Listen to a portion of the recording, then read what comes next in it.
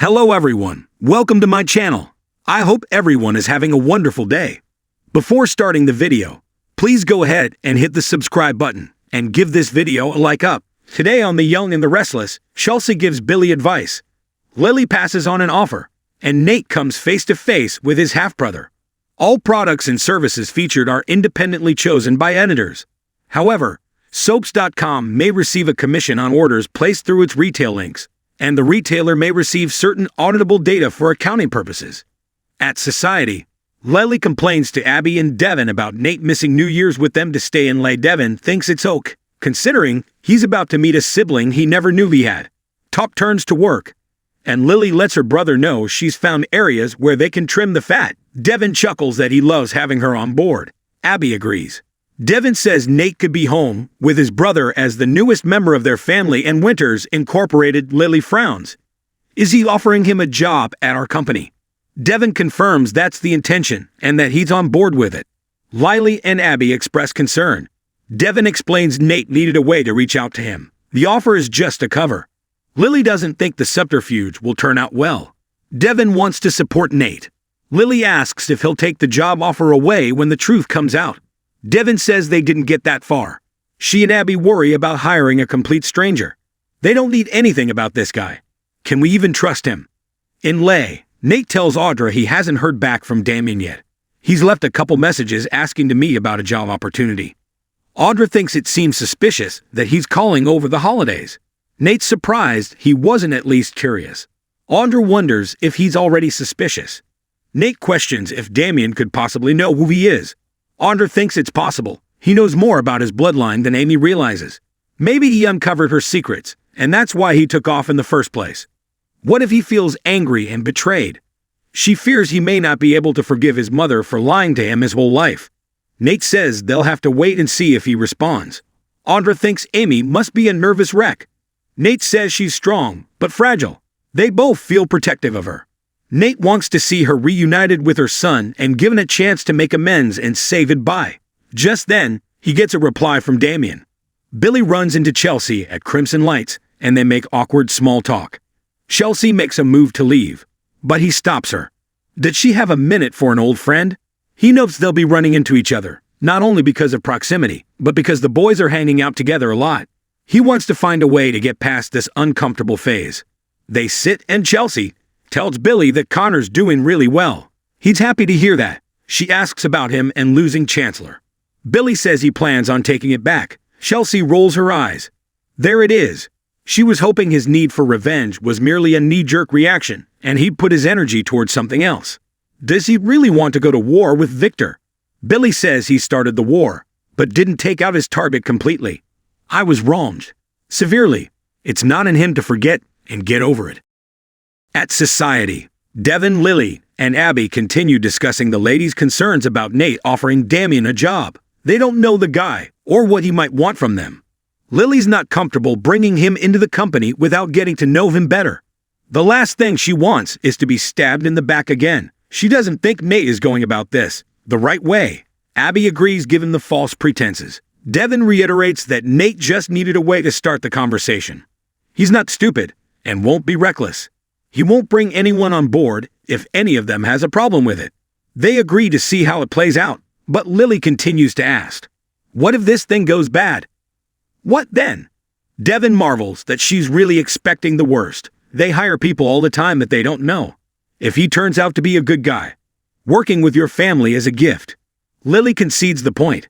She hopes it all goes well. Who knows, maybe he'll be a great addition to Winters Incorporated. She thinks they should, however, be prepared for Nate to bring bad news. Abby agrees. Nate seems to have dropped all caution. She hopes he hasn't forgotten the risks. Lily can tell his expectations are high. Devon asks, how could they not be? They need to be there for him and support him in case this whole thing comes crashing down. In Lay, Nate tells Audra that Damien's willing to meet and talk this morning. He sends in his location and Damien replies, see you soon. Nate marvels that he's about to meet his half-brother. He's eager to unravel the mystery of the Monte Cristo Company and Damien's apartments. Amy shows up and notices they look excited. Nate shows her the message from Damien. She can't believe her son is coming there right now and embraces Nate. They sit and Nate reminds the excited Amy that Damian thinks he's meeting him about a job. Nate will make him an offer and try to build a rapport so he can tell him the real story. Amy's so nervous. What if this plan blows up in their faces? Nate urges her to focus on the positive things that could come from this. Amy tells Nate his father would be so proud. She fears Damian won't feel the same way, especially when he finds out her involvement and that she's been lying to him his whole life. Audra asks Amy not to feel guilty. She did what she thought was best at the time. Amy was young and was afraid Nathan wouldn't accept Damian. She couldn't risk him growing up feeling unloved. Audra thinks she's a good mother. I wish I had parents as devoted and loving as you and Jackson. Amy needed to hear that. Nate's sure Damian will understand and forgive. Amy prays that's true. She doesn't want to leave the earth knowing he's alone. At Crimson Lights, Chelsea tells Billy she gets his point about being wronged. She knows Victor and Jill weren't the only ones who hurt him. She did too.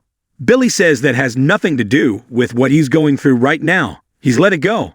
I'm trying to let it go. He's focused on righting the wrong of Chancellor. Chelsea wants to give him advice. He's sure she'll tell him to let it go. Chelsea says her advice will be harder to hear. Billy scoffs sarcastically when Chelsea suggests Jill faced a difficult decision. She thinks his tone is covering up pain. Chelsea urges him to try and look at things from her perspective. Maybe he'll learn something about himself. Billy hopes she's not suggesting he's somehow to blame. Chelsea's not blaming him, but it's clear Jill is. Maybe he can look at it from her side and try to repair the damage. Billy did not get the opportunity to prove what he's capable of before the company was stolen from him. There's no coming back from this. He's not interested in repairing his relationship with his mother. Chelsea's sorry to hear that. Billy thought she'd be sympathetic having seen him put his heart and soul into that company. Chelsea is trying to look out for him. He'll look out to himself. Later, Lily walks into the coffee house and greets Billy. She asks if he's okay, and he wonders why the world assumes he's about to fall apart. Lily thinks he's not good at handling bad news. Billy says he's not the only one who lost out on Chancellor. Lily's handling it.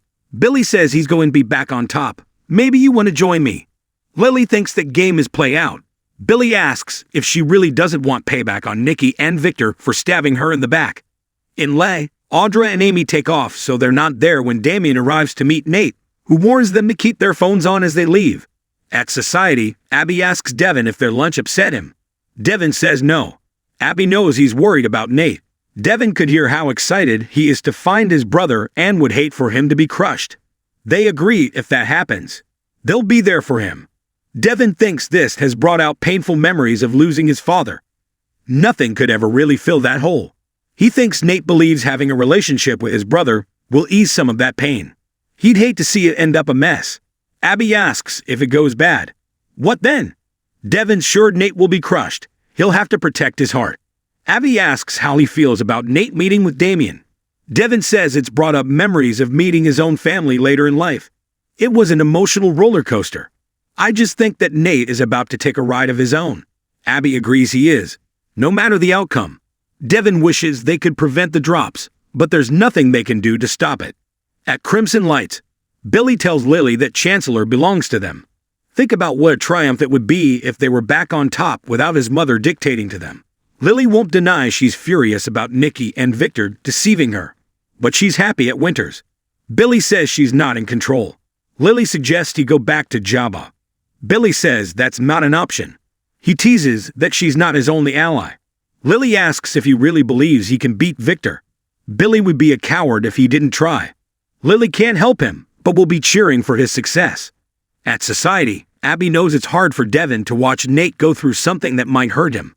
You want to protect them. Devon says all they can do is wait, watch, and pray for the best. Abby muses that you can't always protect the ones you love. Devon worries this could be over before it starts. If Nate got his hopes up for nothing, that might be the most painful outcome of all. In Lay, Nate shakes Damien's hand and thanks him for meeting with him. Damien admits he was intrigued by his message. He asks Nate how he got on his radar. Why did you reach out to me?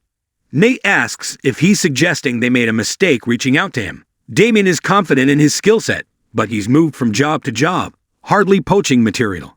Nate says that depends what they're looking for. Damien asks him to cut to the chase. What is this meeting really about?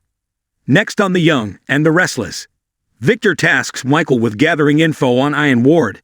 Nick takes matters into his own hands to find Sharon, and Nate shares surprising news with Amy.